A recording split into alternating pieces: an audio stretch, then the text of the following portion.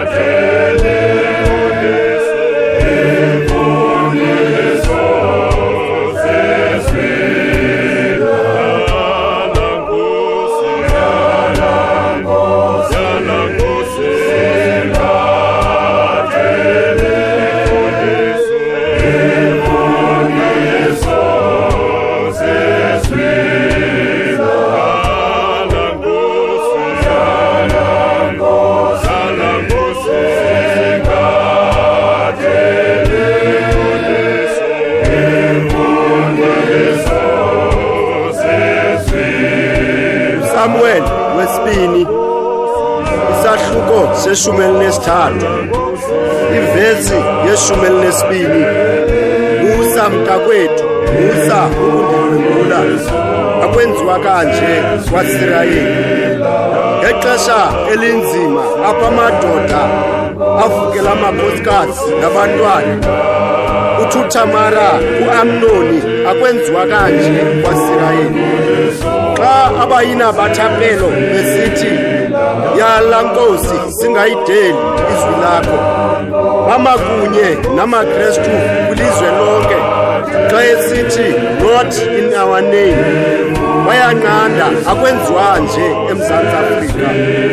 Ilizwi lenkosi liyasifundisa into yokubana amakhosikazi awadlwengulwa, ayahlonitshwa, abantwana bayathandwa, bakhuliselwe enkosini ngoYesu Kristu inkosi yethu. Amen.